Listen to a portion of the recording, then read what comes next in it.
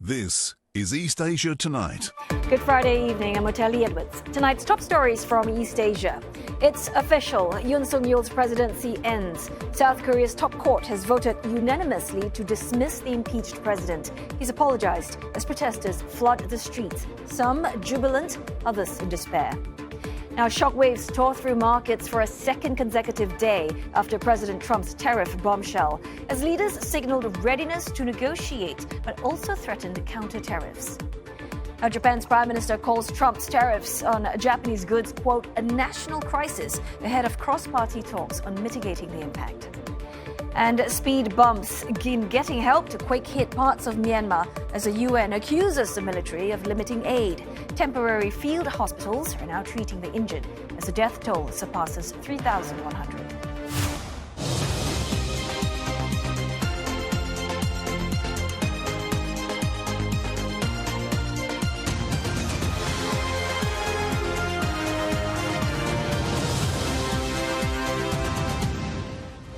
Ahead on East Asia tonight, unprecedented wildfires ravaged parts of South Korea and Japan last month. How do affected communities recover? We speak with an expert.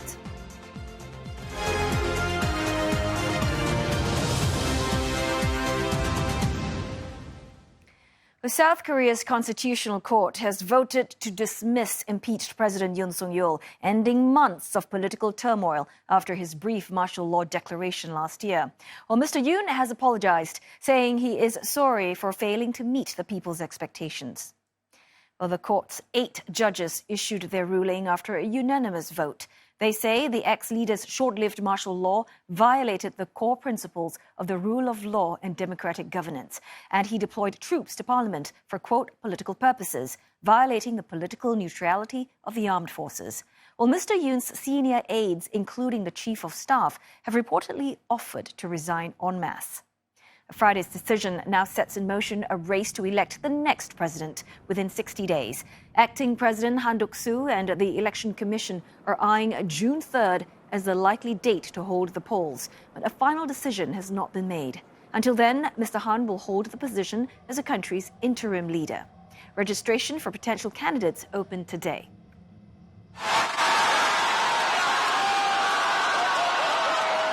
Anti-Yoon protesters celebrated the news of his removal, a contrast to his supporters. Frontrunner Lee Jae-myung of the main opposition party says that the people of South Korea have reclaimed the Democratic Republic. 저 자신을 포함한 정치권 모두가 깊이 성찰하고 책임을 통감해야 될 일입니다. 더 이상 헌정 파괴의 비극이 반복되지 않도록 정치가 국민과 국가의 희망이 되도록 최선을 다하겠습니다. CNA's Lim Yoon-suk joins us live now from downtown Seoul. Yoon-suk, before the ruling, there were all these concerns about large and possibly even violent protests that would break out. But this, so far, largely has not happened, I believe. So, in general, how have South Koreans responded to the verdict? Well, yes, it has been pretty peaceful since the verdict was announced by the Constitutional Court. Now, I am here near Gwanghwamun, and this morning, these areas around here were packed with anti-Yoon protesters as they were watching the telecast live on the screen set up here. But now, many are back again to celebrate the impeachment of the former President Park Geun-hye. Now, many have been worried that there was going to be a protest, especially among those against and for President Yoon Suk-yeol's impeachment, but that did not take place. But what you're seeing behind me right now is the celebration. There is this concert going on right now, and they are here to celebrate Mr. Yoon's impeachment. Now, meanwhile, earlier there were some supporters of impeached President Yoon outside his presidential residence, but many there have also left after the verdict was out. The earlier group representing the conservatives, whose many members have been very vocal in favor of impeached President Yoon, put out a statement saying that it would accept the Constitutional Court's decision and that for the sake of the country, the people needed to come together. They have canceled plans to hold a rally on Saturday, and there are other conservative groups here, smaller groups, who say they will hold rallies on Saturday to protest against the verdict, but so far the final protest protests, which many have been worried about, did not take place and unlikely not to happen. Now let's listen to what people said when they first heard the verdict from those against and in support of President Yoon's impeachment. 파면 선고 들을 때부터 눈물이 나기 시작하면서 주문 피청구인 윤석열을 파면한다 그 소식 들었을 때는 정말 기쁨이라는 감정이 너무나도 행복해가지고 눈물이 다 나오면서 방방 뛰었어요. 사실 한 며칠 전부터 계속 체한 것 같이 안 내려가고 잠도 못 잤거든요. 근데 기분이 그냥 뻥 뚫린 것 같고 막 눈물이 나올 것 같고 주변에서는 사람들이 울고 그러더라고요. 나는 도저히 불복합니다. 이거는 나라가 아니에요. 나는 나라가 망했다고 생각해요. 이게 나라냐고요. 진짜 피를 토하고 싶은 심정이에요. Yoon-suk, so we know that South Korea has to hold elections within 60 days. You're eyeing June 3rd. So what can we expect in the lead up to the polls? Well, yes, in fact, acting President Prime Minister Han Duck-soo is likely to announce the date of the presidential election sometime next week because under the Korean law, he needs to set the election date within 10 days, and that's April 14th at the latest. As you said, June 3rd is being floated around as the likely date, which is the last day that the election can be held, and that would allow the political parties to select their nominees and get ready for this election. Now, acting President Han said that it was important to ensure a smooth, snappy election. And let's listen to what else he said today. 주권자인 국민 여러분의 뜻을 받들어 헌법과 법률에 따라 다음 정부가 차질 없이 출범할 수 있도록 자기 대통령 선거 관리에 최선을 다하겠습니다.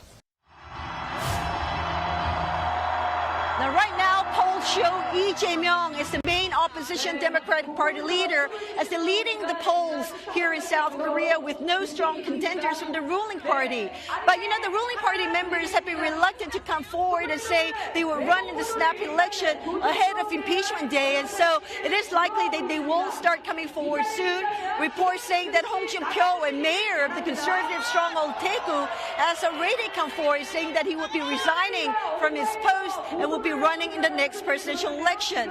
This after the court impeached President Yoon Song-yeol, and you know anyone wanting to run in the snap election will have to leave their current posts at least 30 days before election day. Another possible candidate from the ruling party is Kim Dong-yeon, the governor of Gyeonggi province, who had early hinted that he could run should there be a snap election.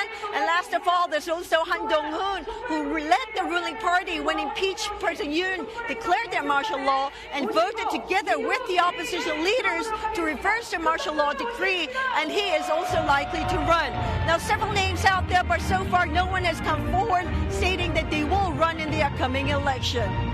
Well, we'll look and wait and see in the days and weeks to come. Thank you so very much. CNA's Lim Yoon-suk speaking to us from a very lively downtown Seoul. All right, a quick look now at the country's benchmark amid the political development and tariffs. The Kospi started the session lower and closed down some 0.86%. That is its lowest since February 3rd. But it briefly turned positive around the court ruling. The Korean won, weakening against the USD. Right, for more, let's bring in Young-wook Ryu, Assistant Professor of International Politics, Lee Kuan Yew School of Public Policy. Well, thank you so much for joining us this evening, Prof. First, I'm curious to know, how did you react when you first heard the impeachment verdict this morning? And what do you think are some of the most significant implications, whether it's positive or negative, for South Korea's political landscape? As your report has already mentioned, the court found Yoon's emergency martial law in December last year constituted a material and serious violation of the Constitution and the law, essentially rejecting all of Yoon's legal defense. And it was also a unanimous decision by the court, which should be understood as the court attempt to minimize potential social and political conflict stemming from a split decision. At the same time, the court also chastised the National Assembly, saying that it should have respected minority, in other words, the ruling party opinions in the assembly, and endeavored to reach a conclusion through dialogue and compromise. However, the court said such political conflict between President Yoon and the opposition party, which controls the National Assembly, was not due to any one party and cannot amount to legitimate justification for declaring martial law. Right. And Prof, do you think this impeachment ruling that we've waited so long for, do you think that's going to actually bring an end to the political chaos, or there are still some underlying issues that need to be addressed?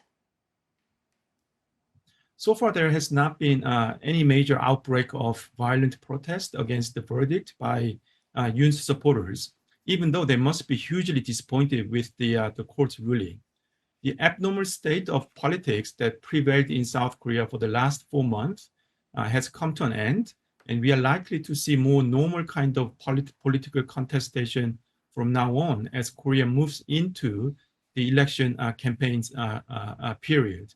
However, I would caution that there's one potential issue that could incite Yoon's supporters, and that is Yoon, now impeached and stripped of his presidential powers, will face a series of criminal investigations from now on. And if these criminal investigations are perceived by Yoon's supporters as being an exercise of political purge, then we might see a greater political contestation and upheaval in the coming weeks. Yeah, and before we get to the snap election, which we are waiting, all happening within 60 days.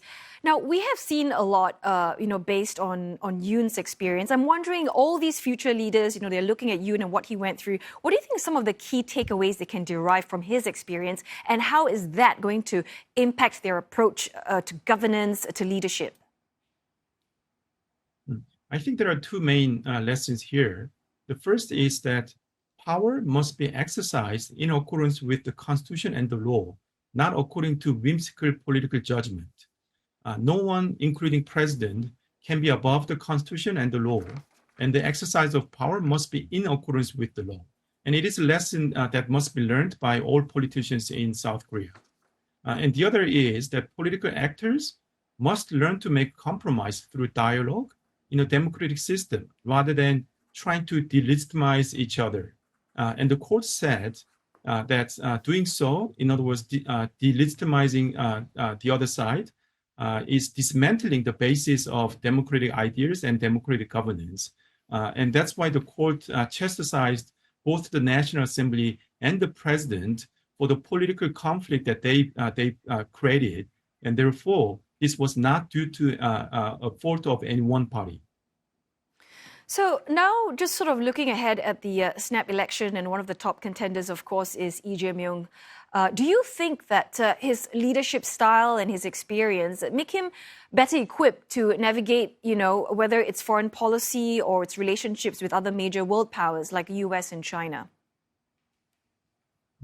One of the reasons why politics in Korea have become so intense and polarized in the recent years is due to the similar leadership style of both Yoon Suk-yeol, now the former president, and Lee Jae-myung, the main opposition leader.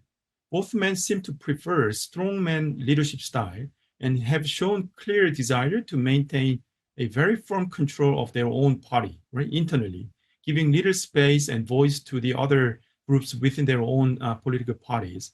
And as a result, both have shied away from making compromises with each other, leading to intense political clash. Now that Yoon is gone, perhaps Lee could change his leadership style, and his publicized speech today illustrates that maybe he will mellow a little bit and open for compromise and dialogue. But another issue for Lee Jae-myung is that he himself faces a number of criminal charges, one of which is before the Supreme Court currently.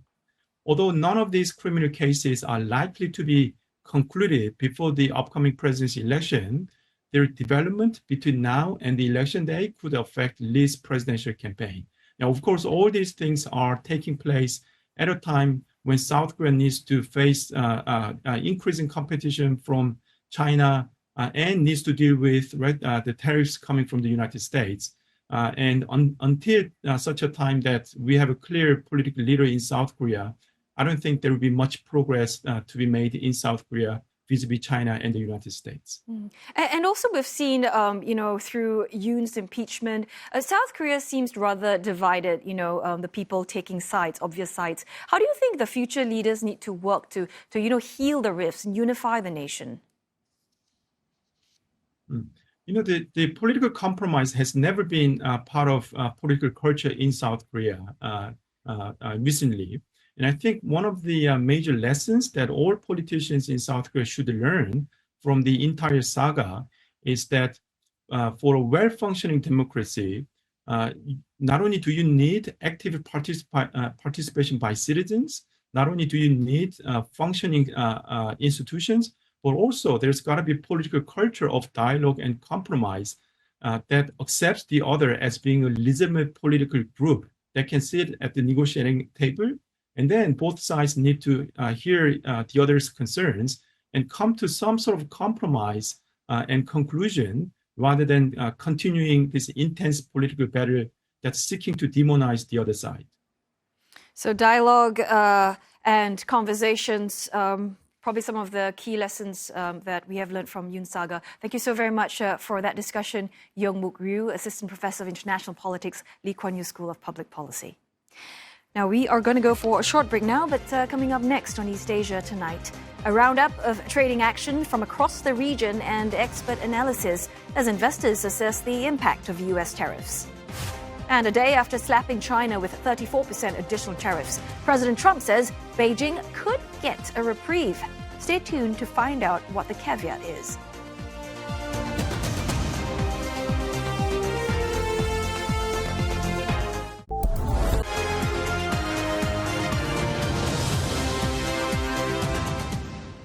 Hello again. Good to have your company on East Asia Tonight. We've got Roland Lim. He is standing by with the latest business news updates. And Roland, I believe the sentiment on the trading floor is not much different from yesterday? No, not really. Recession fears have gripped markets and it will not be overcome anytime soon. Just to give you a sense of that upheaval, well, the market rout has wiped some $2.4 trillion off Wall Street equities overnight. And stocks in the East Asia region are also falling off a cliff, extending a global rout. The tariff blitz has inflamed a trade war and gripped markets with fears of recession and inflation. Just now, China has announced it's imposing tariffs of 34% on all U.S. goods. Japanese stocks sank to their lowest since last August, marking their sharpest weekly drop in 5 years. The Nikkei closing down 2.75%, registering a 9% drop for the week. The index is down some 20% from its peak in July, meaning that it is in bear market territory per some market definitions. The broader topics index closed down 3.3% and clocked a 10% drop for the week. South Korea's Kospi index ending the day down 0.9% in the red. Chinese markets are closed for a national holiday. Declines in Japan were led by banking stocks. The specter of tariffs and their potential impact on economic growth, stoking speculation that the Bank of Japan may need to delay rising interest rates. The banking index fell over 8%, and the Bank of Japan Governor Kazuo Ueda saying that the central bank would scrutinize the impact of the U.S. tariffs on the country's economy when setting monetary policy, warning that the higher levies will likely weigh on global and domestic economic growth.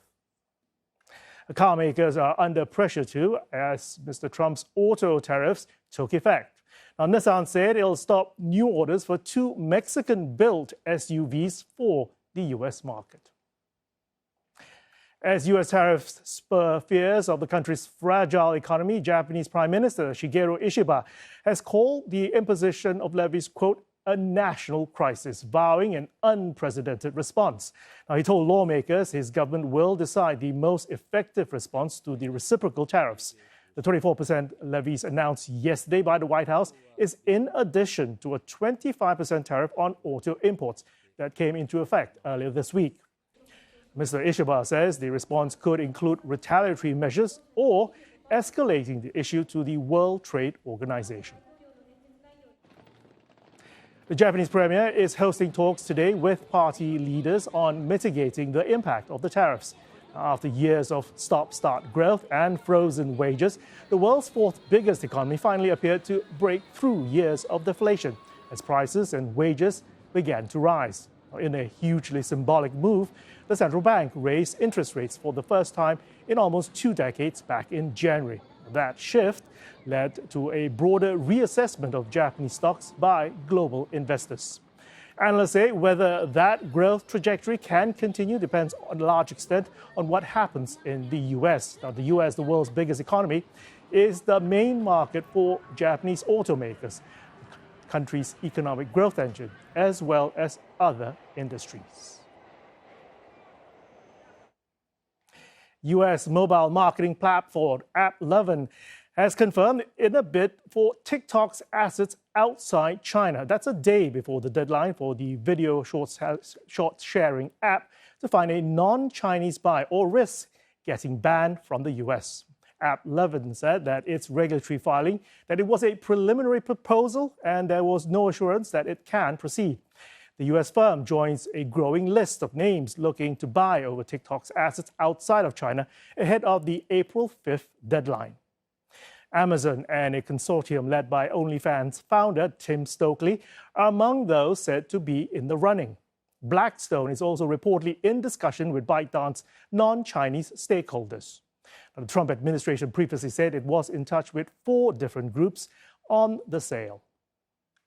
The White House has been closely involved in the sale of TikTok's non-Chinese assets due to national security concerns about the app's ties to China.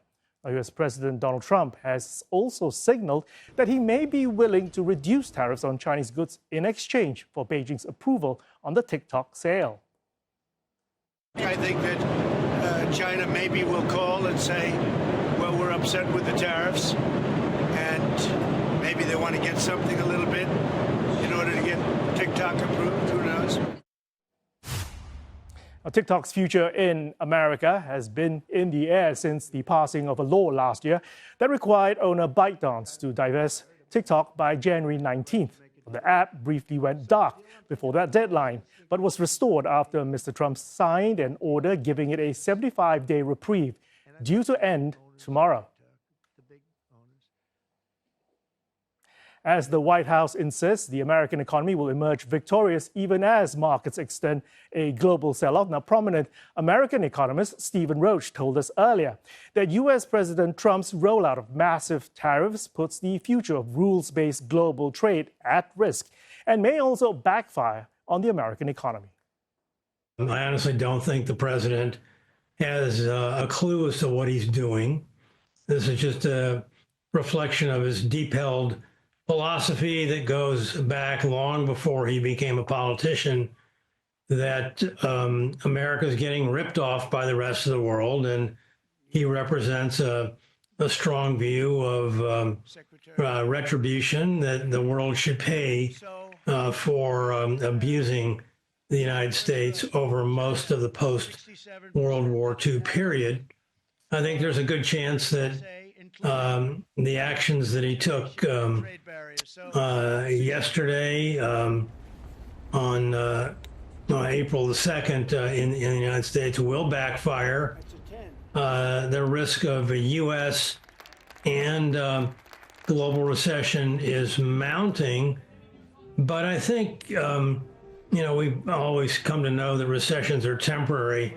What is particularly worrisome is a replay of the collapse in global trade, like we saw in the early 1930s, that led to something far worse than a standard garden variety recession. And trade is a much more important factor in supporting the U.S. and the global economy today than it was back then. So, as we wait and see what type of retaliation we're getting from the rest of the world, that's perhaps the most worrisome feature of this policy blunder.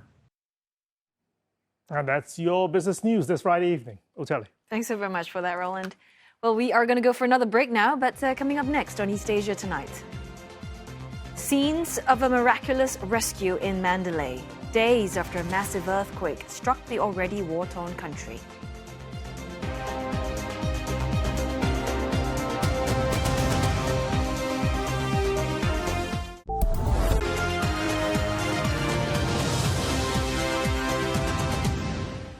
They're watching East Asia tonight, and here are the headlines we're following. China, earlier this hour, retaliated with its own tariffs of 34% on all U.S. goods, set to take effect from 10th of April, delivering a promise to strike back after President Trump's tariff bombshell. Japan's Prime Minister calls Trump's tariffs on Japanese goods, quote, a national crisis, ahead of cross-party talks on mitigating the impact. And Yoon Sung-yeol's presidency ends with South Korea's top court upholding his impeachment for his botched martial law declaration last year. He says he's sorry as protesters flood the streets, some jubilant, others in despair. Well, the same High Court also ruled in 2017 to remove then President Park Geun-hye from the Blue House. CNA's senior Korea correspondent Lim Yun-suk has more.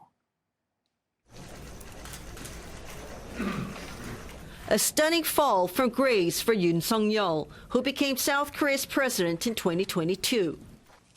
A longtime prosecutor and the country's prosecutor general before jumping into politics, his decades of achievement crumbled on December 3rd last year. That night, he declared martial law briefly, sending troops into the National Assembly, saying that the country was under threat by the opposition-controlled parliament, which he called anti-state forces. 저는 북한 공산 세력의 위협으로부터 자유 대한민국을 수호하고 우리 국민의 자유와 행복을 약탈하고 있는 파렴치한 종북 반국가 세력들을 일거에 척결하고 자유 헌정 질서를 지키기 위해 비상계엄을 선포합니다. Mr. Yoon is not the first South Korean president to be ousted from office. Former President Park Geun-hye was removed back in 2017. The daughter of former President Park Chung-hee, she became South Korea's first female leader at the age of 61. She started her term in office in February 2013 with support from mostly older South Koreans who saw her father as a hero. But she did not finish her term. She was impeached by Parliament in December 2016 amid suspicions that she colluded with a confidant to extort money and favors from companies and allowed her friend to secretly manipulate state affairs. The Constitutional Court upheld the impeachment decision in 2017, the 8-member panel unanimously voting to impeach her. 피청구인을 파면함으로써 얻는 헌법 수호의 이익이 압도적으로 크다고 할 것입니다. 이에 재판관 전원의 일치된 의견으로 주문을 선고합니다. 주문, 피청구인 대통령 박근혜를 파면한다. She moved out of the presidential residence 2 days later. Because she no longer had immunity from prosecution, she faced criminal charges, including extortion, bribery, and abuse of power. She was eventually sentenced to 22 years in prison for a vast corruption scandal, but was released after nearly 5 years, following a pardon by her successor, Moon Jae-in. With Yoon Sung-yeol ousted from office, South Korea has to hold a presidential election within 60 days. Main opposition leader Lee Jae-myung, who lost to Mr. Yoon in 2022, is widely seen as the frontrunner. After months of political turmoil, Yoon Sung-yeol has become the second leader in South Korea to be removed from the presidential office. The drama is not yet over for Mr. Yoon, who also faces criminal charges, as investigators believe his martial law decree amounted to a rebellion. If he is convicted, he could face life imprisonment or even the death penalty. Lim Yun-suk, CNA, Seoul. Well, Yoon follows a line of former South Korean leaders who have had their reputations marred or terms interrupted by scandal. And here is a recap of his predecessors and how they fell from grace.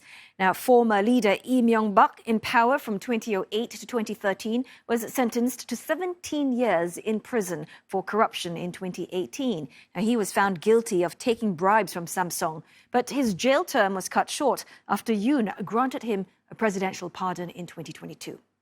Now, Yi succeeded Roh Moo-hyun, who took his own life a year after leaving office as corruption investigators closed in over allegations he accepted millions of dollars in bribes. And going further back, former President Chun Doo-hwan seized power through a military coup in 1979, while he stepped down 8 years later amid mass demonstrations. He handed over power to his protege, Roh Tae-woo. But both men were convicted of treason in 1996 for their role in the coup and the 1980 Gwangju massacre. Now, Chun was sentenced to death, but was later reduced to life imprisonment. And Roh was given 17 years, but they were granted amnesty, having spent just 2 years behind bars. Now, the 1979 military coup was triggered by the assassination of then-President Park Chung-hee by his own spy chief during a private dinner. Well, Park, too, became the country's leader through a coup, overthrowing his predecessor, Yoon Po-san, in 1969. Well, Yoon's term was cut short after he succeeded the country's founding president, Syngman Rhee. Well, Rhee came into power in 1948, but was forced to resign in 1960 after an attempt to extend his term through rigged elections. Rhee was forced into exile in Hawaii, where he died in 1965. For more coverage on the latest developments in South Korea, you can follow our live blog on cna.asia and on our mobile app. Now, it's been 1 week since a magnitude 7.7 earthquake caused destruction across Myanmar, killing more than 3,100 people in the country so far. Well, efforts to render assistance, however, has been complicated by an uneasy ceasefire, with the UN Human Rights Office accusing the country's military of limiting aid to many earthquake-hit areas. Well, rescue efforts are still ongoing, with workers recovering the bodies of at least 30 monks from under the rubble of a monastery in Mandalay. The building reportedly fell on the apprentices who were sitting an exam. Officials say survivors were also found who are now in hospital, but they believe dozens of bodies remain under the rubble.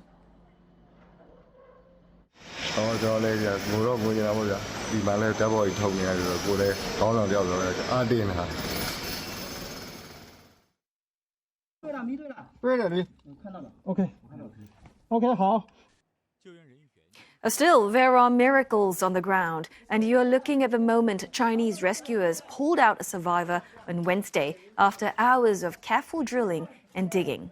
The man had been trapped under a collapsed hotel for 120 hours. Chinese media CCTV says the Myanmar national had no injuries and was in a surprisingly good mental condition.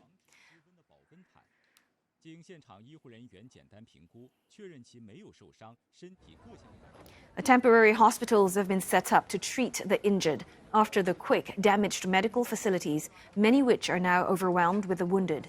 Dozens of health workers and military medics from Bhutan are also working at this temporary hospital in a sports field in Naypyidaw. This makeshift medical center in Mandalay is staffed by Russian volunteers. Meantime, leaders attending a regional summit in Bangkok observed a minute of silence to pay tribute to the victims and pledged to enhance regional cooperation in disaster management. The leader of Myanmar's military government was also present at the event.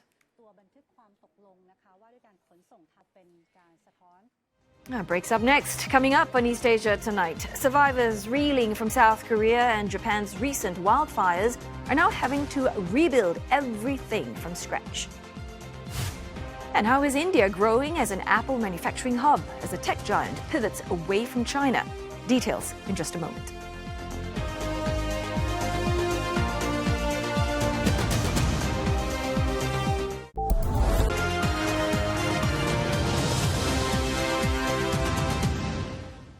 Japan and South Korea are on a long road to recovery after devastating wildfires in February and March. Survivors saw their homes go up in flames and are now having to rebuild everything from scratch. South Korea declared its fire damage the greatest in the nation's history, both in terms of human casualties and property loss. Most of the casualties were people in their 60s and 70s. Some of the worst hit are the southeastern regions, killing at least 30 people and burning more than 48,000 hectares of land. Well, that's equivalent to 80% of the size of capital Seoul. The thousands of structures, homes, factories, and national treasures were also destroyed, including UNESCO World Heritage Site Gun Temple. Police say a 56-year-old man is under investigation for starting the fires. Well, experts believe it will take about 100 years for what they call a full ecological recovery.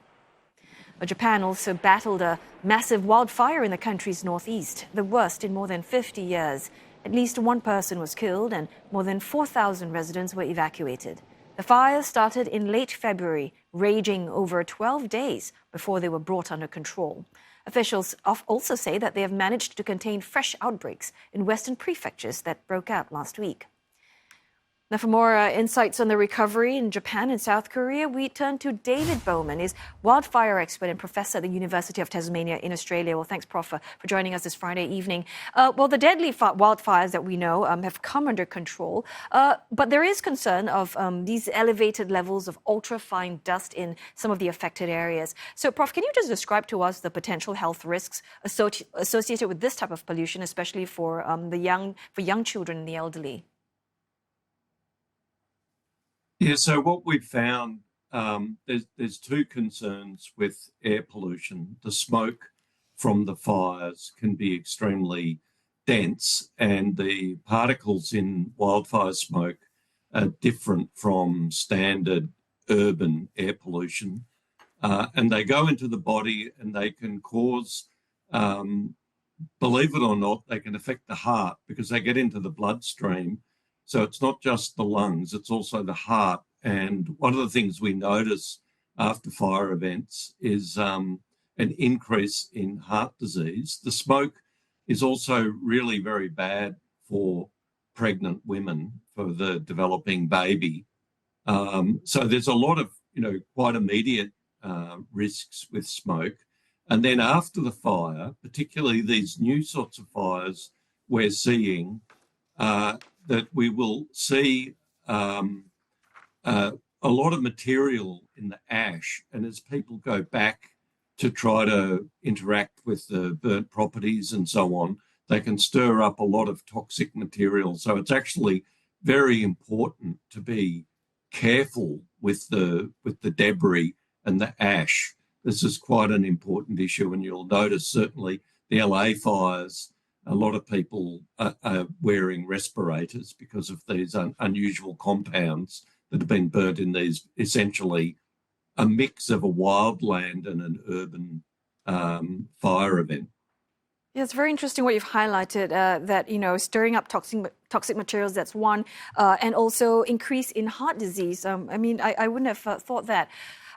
So, Prof, we've always focused on the physical damage from wildfires and potentially health damage. What about the emotional toll, though? Is there even enough support or resources for survivors struggling with PTSD and also what sort of other psychological impacts that could come from surviving such wildfires? Yeah, no, that's right.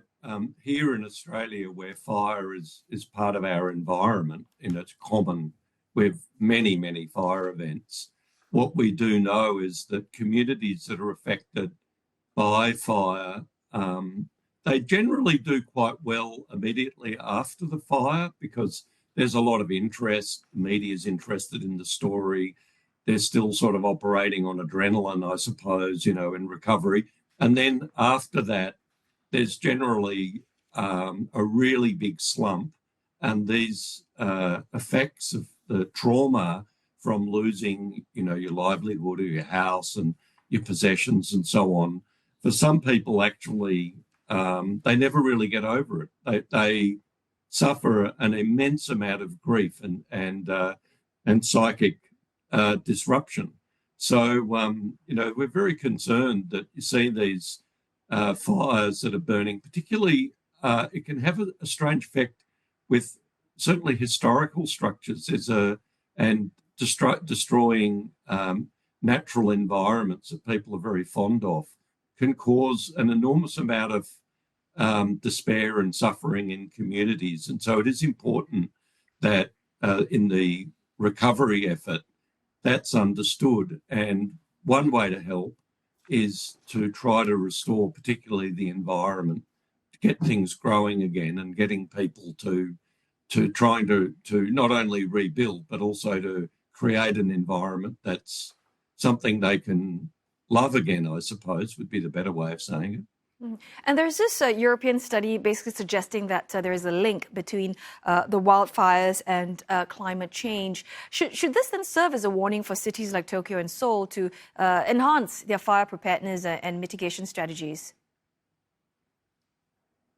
Absolutely. One of the things we're going to see with climate change is increasing risk of fire in wildlands, but also in cities as well, because we've had situations recently in the US where parks have actually caught on fire.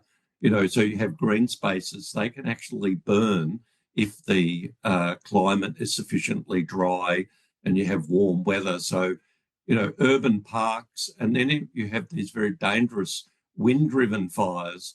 They can cross from the wildlands into the urban areas. And one of the really serious things that we saw in the LA fires, and we're seeing in fire disasters around the world, is this very scary situation of what we call house-to-house ignition.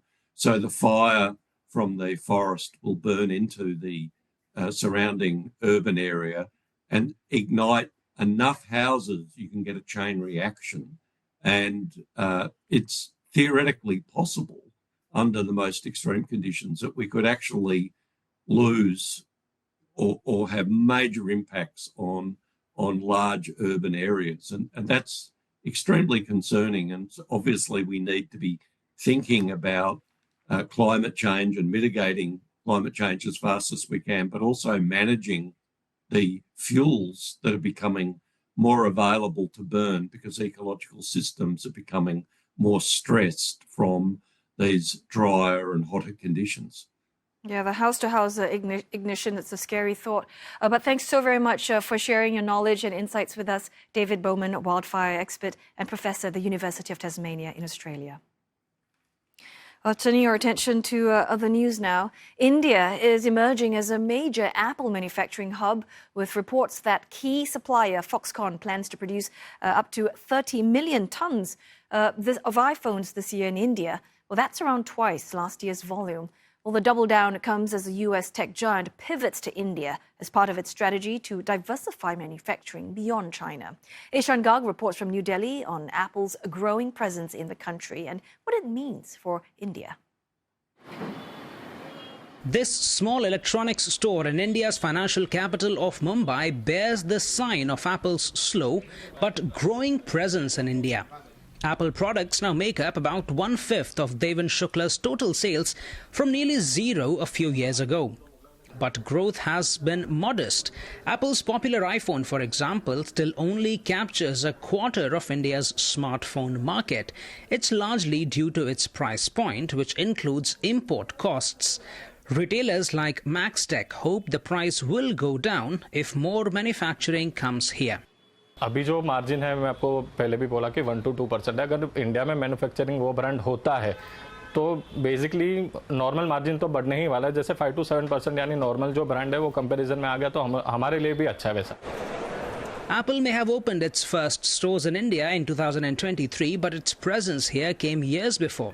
Its former supplier, Taiwan-based Wistron, first started assembling phones here in 2017. Foxconn, another Taiwanese manufacturer, did the same soon after. By the end of fiscal 2023, Apple counted 14 suppliers in India, with 7 in Tamil Nadu. Among the more recent additions, Apple's US-based screen vendor Corning International broke ground on a new manufacturing facility in the southern state in partnership with India's Optimus. Supply chain data shows that Apple has been scaling back manufacturing in China since the COVID-19 pandemic and expanding its footprint here. Analysts estimate that currently 15% of all iPhones are made in India, and that number is projected to rise to 25% by 2027, which means that roughly 1 in 4 iPhones around the world could be made in India in the next 2 years. Analysts say Apple's pivot followed supply chain disruptions in China during the COVID-19 crisis, which highlighted the risk of concentrating the bulk of its manufacturing in China. They say the move to diversify is even more urgent now as US tariffs on China weigh further on costs. And India can capitalize by being more attractive to Apple's suppliers. Income tax, corporate tax has been brought down very substantially. So all of that makes a very compelling story. And the competitive labor, manpower, and the availability of significant number of people for large scale plants. These are the big compelling factors.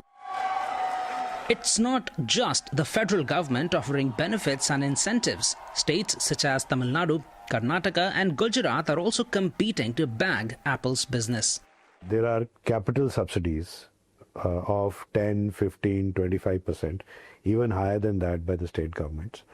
In electricity, you have exemption from electricity duty. In addition to that, when you buy the land, the stamp duty exemption is given. So there is a clutch of benefits. There are certain states which give incentives on employment. For India, it is the promise of more manufacturing jobs. A report by the Economic Times estimated Apple's pivot could generate 600,000 new jobs by the end of this year. But how China views India's bid to attract Apple is another question, in a rivalry that might further complicate Delhi-Beijing ties. To rival China in any way, ironically, it needs Chinese equipment, Chinese technology, Chinese imports, Chinese technicians to help it do that. So instead of having the kind of current policy where we are vetting every Chinese proposal suspiciously and doing a case-by-case clearance, it would be good that we really give the signal that India is open for Chinese business. To make the most of Apple's pivot, analysts say India still needs to invest billions of dollars to create an ecosystem of companies that can make and supply parts locally. There's certainly an appetite for it. Beyond manufacturing, Apple also plans to expand its retail footprint with 4 more stores this year in Bengaluru, Pune, Delhi and Mumbai. Ishan Garg, CNA, New Delhi. Well, it's been great spending your Friday evening with us on East Asia Tonight. Don't forget your headlines anytime at cna.asia and look us up on Facebook and YouTube. Well, have a great weekend. Thanks for watching.